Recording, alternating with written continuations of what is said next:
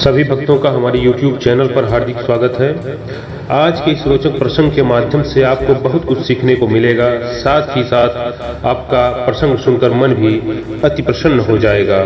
शुरू होने से पहले आप सबसे एक निवेदन है कि यदि आपको यह प्रयास अच्छा लगा है तो कृपया चैनल को सब्सक्राइब कर लें तथा दोस्तों एवं परिवार वालों के साथ ज्यादा से ज्यादा शेयर करें। भगवान हमारे हैं और हमारे का हमें भरोसा है। राम जी हैं। एक बात सुनाऊं मैं, ममता की बात सुनो। वृंदावन में एक महात्मा घूमते थे जिन्हें देखकर लोग कहते थे जज साहब आ रहे हैं, जज साहब आ रहे हैं। 30 वर्ष पुरानी घटना है।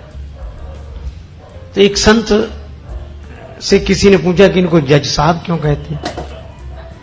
तो कहा कि ये साधु अब हो गए, पहले जज थे, पुराना नाम अभी भी चल रहा है। तो ये साधु क्यों हुए? कहा ये दक्षिण भारत में एक छोटी सी जगह थी, लोक अदालत की तरह, वहां ये जज थे। एक गांव में एक बड़ा सीधा सरल आदमी रहता था, उसका नाम था भोला।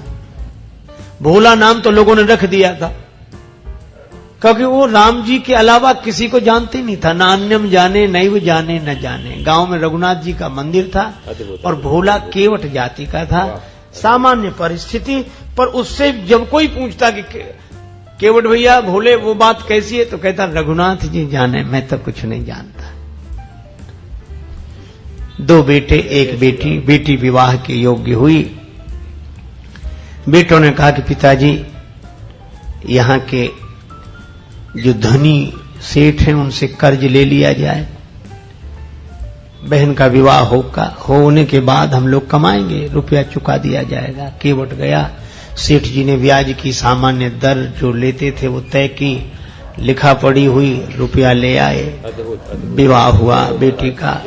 बेटी विदा हुई ससुराल को और केवट ने घर छोड़ दिया। गांव में रघुनाथ जी का मंदिर था, वहीं रहने लगा। सबके ममता ताग बटोरी, मम पद मनहि बांध बर डोरी, रहने लगा। बेटों ने कमाई करके पैसा दिया, केवट लौटाने के लिए गया सेठ जी के पास। सेठ जी ने रुपया ले लिया, ब्याज ले लिया, रसीद लिखकर दे दी कि पाई पाई से पैसा मिला। और कहा केवट पढ़ो क्या लिखा है। केवट बोला रघुनाथ जी जाने, मैं तो कुछ नहीं जानता क्या लिखा। सेठ जी के मन में पाप आया कि इससे दोबारा पैसा लिया जा सकता है, तो बोले ये कागज हमें दे दो, तुम जरा पानी ले आओ। वो 1 गिलास पानी लेने गया, सेठ जी ने वो रसीद छिपा के रख ली। फाड़ते तो शक होता, एक कागज पर ऐसे ही कुछ लिख कर दे दिया, बोलिए तुम्हारी रसीद। केवट ले गया, रघुनाथ जी के चरणों में रखकर जिस कमरे में रहता था वहां रख दिया और अपना राम जी से मतलब सबके ममता ताग बटोरी, मम पद मन ही बांधे पर डोरी। सेठ जी ने मुकदमा कर दिया। केवट ने रुपया दिया था, चुकाया नहीं, कहता दे चुके हैं। अदालत में केवट को जाना पड़ा। वही जज जो महात्मा हो गए थे, उन्होंने कहा कि तुमने रुपया लिया था? हाँ। चुका दिया? इसका प्रमाण? जज साहब ने कहा ये तो कोई सबूत नहीं है, इसमें कुछ लिखा ही नहीं है। केवट सरल आदमी रोने लगा, रघुनाथ जी जाने, मैं तो ये इसी को रसीद समझे था। जज साहब दयालु हृदय के थे, बोल रो मत, तुमने जब सेठ जी का रुपया वापिस दिया तब तुम्हारे सेठ जी के बीच में कोई तीसरा था?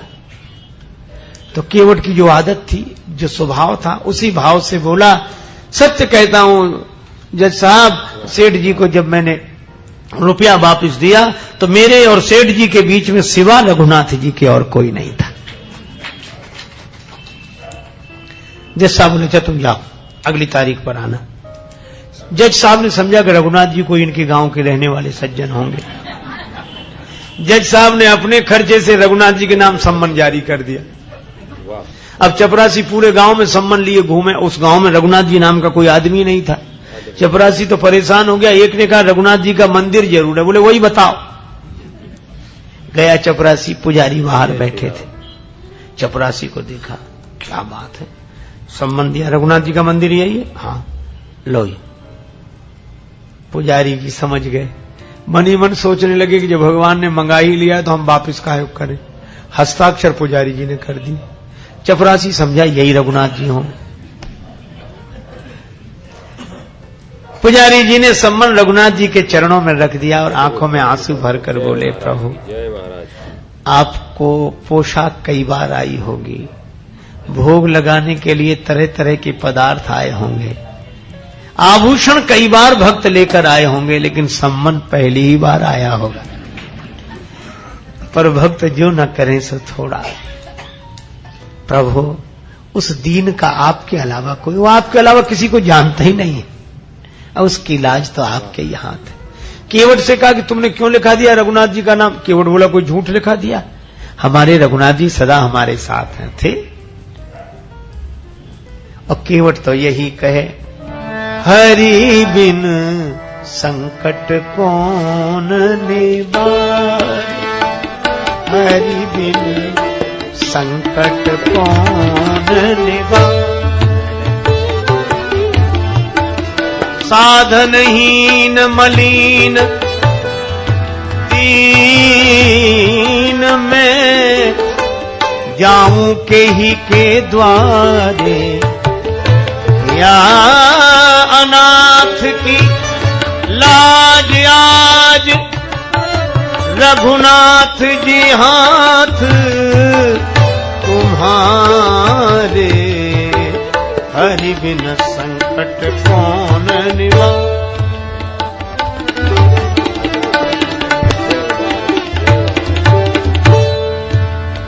दीन दयालु सुने जब ते, तब ते मन में कछु ऐसी बसी है, फेरू कहां और जाऊं कहां, बस तेरे ही नाम की फेंट कसी है, तेरो ही आसरो एक मलूक, नहीं प्रभु सो कोई और जसी है। ये हो मुरारी पुकारी कहूं, अब मेरी हंसी नहीं तेरी हंसी है, संकट कौन निवारे, हरि बिन संकट कौन, हरि बिन संकट कौन निवारे। या अनाथ की लाज आज रघुनाथ जी हाथ तिहारे, कहीं नहीं गया, किसी को जानता ही नहीं राम जी के अलावा। तारीख के एक दिन पहले ही पुजारी जी बोले तुम आज ही जाओ ताकि समय से पहुंच जाना। अब रघुनाथ जी के मन की तो रघुनाथ जी जाने। केवट रघुनाथ जी के चरणों में प्रणाम करके चला गया। दूसरे दिन सवेरे पुजारी जी बड़ी जल्दी जगे, भगवान की आरती पूजा की, नया वस्त्र पहनाया, भोग लगाया। उनको लग रहा था आज भगवान पहली बार बाहर जा रहे हैं, कपड़े अच्छे पहनावे। रोने लगे पुजारी जी, भाव की तो बात है। प्रभु आपको जो पोशाक अच्छी लगे वही पहनकर जाना, लेकिन जाना जरूर, उसका कोई नहीं है आपके अलावा।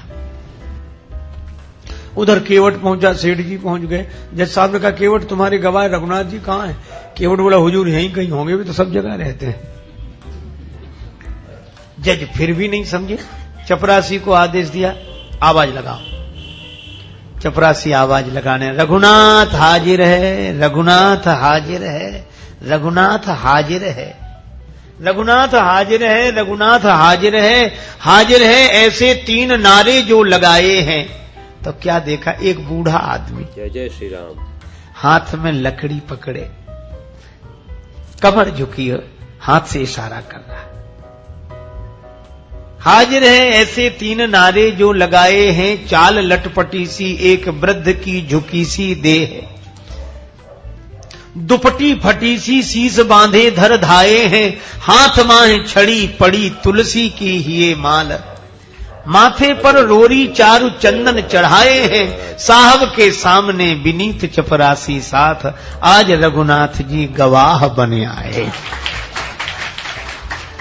भगवान गवाह बनकर आए। जज साहब ने देखा गज। सेठ जी चौंके कि ये कौन है। जज साहब ने कहा कि आप थे वहां। रघुनाथ जी ने कहा केवट ने रुपया दिया है, उसका प्रमाण बोले इन्होंने रसीद भी लिख ली थी। सेठ जी को यहीं रखा जाए। इनके मकान में सामने वाली बैठक की सामने वाली दीवार में 3 अलमारियां हैं, बीच वाली अलमारी में वही रखी है 32 नंबर की, उसी में वो रसीद अब तक सुरक्षित है। सर्वांतर्यामी भगवान से क्या छिप सकता। सिपाही भेजे गए, वही मिल गई, रसीद मिल गई। सेठ जी को दंडित होना पड़ा। केवट भाई इज्जत भरी हुआ। रघुनाथ जी तो गायब हो गए। पहले काम तो हो ही गया था। अब जज साहब ने सोचा कि इतने दिन हो गए फैसला सुनाते, पर ऐसा गवाह आज तक नहीं मिला। तो केवट से अकेले में पूछने लगे, केवट ये रघुनाथ जी कहां रहते हैं? केवट बोला हुजूर जहां हम रहते हैं। तो तुम कहां रहते हो? बोले जहां रघुनाथ जी रहते हैं। जज साहब बोले हम समझे नहीं, तुम लोग एक ही जगह एक ही गांव के रहने वाले हो? केवट बोला हाँ हुजूर, आपको कैसे समझाएं, आप तो पढ़े लिखे हो। पढ़े लिखों को समझाना बहुत कठिन है, भक्ति की बात, भगवान की बात। जज साहब बोले तो ये है कौन? केवट बोला हुजूर ये वो है जिनका मंदिर है। तो बोले इन्होंने मंदिर बनवाया है? देखने से तो नहीं लग रहे थे कि ये कोई इतने बड़े संपन्न आदमी होंगे जिन्होंने मंदिर बनवाए। पुजारी भी नहीं लग रहे थे, पता नहीं। केवट बोला हुजूर ये वही हैं जो मंदिर में बैठे हुए हैं। अब तो जज साहब ने चपरासी को बुलाया। चपरासी कांपने लगा, हुजूर ये वो आदमी नहीं था जिसने हस्ताक्षर किए थे। अब जब गांव में पता लगाया तो जज साहब भाव विह्वल हो गए। अपने कमरे पर आए, बंगले पर रोने लगे। लोगों ने कहा रोने का कारण क्या? जज साहब रोते हुए बोले अद्भुत अद्भुत अद्भुत। शिव शारद नारद शेष गणेशहु के नहीं ध्यान में आते रहे, सोई आज विनीत अदालत में केवटा के गवाह कहाते रहे। अरे तो इसमें रोने की क्या बात है? खुश होना चाहिए कि दर्शन हो गया। और चले गए तो वे तो जाते ही।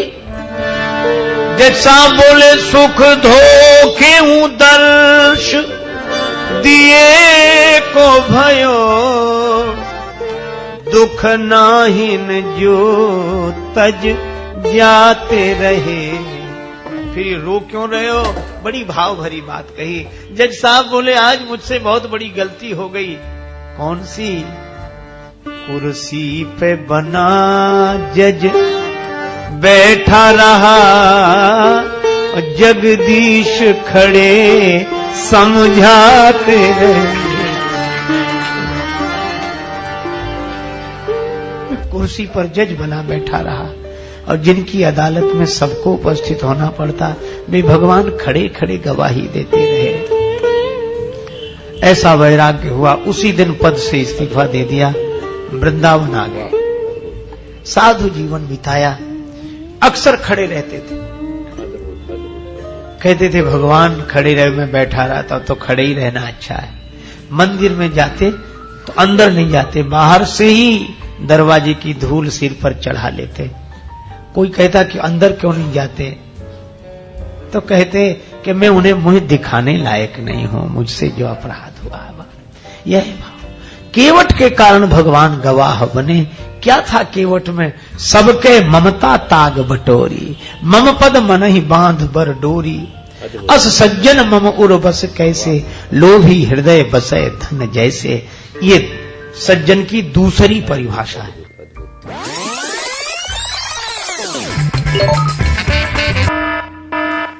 जय जय श्री राम। यदि आपको यह प्रयास अच्छा लगा है तो कृपया चैनल को सब्सक्राइब कर लें तथा दोस्तों एवं परिवार वालों के साथ ज्यादा से ज्यादा शेयर करें।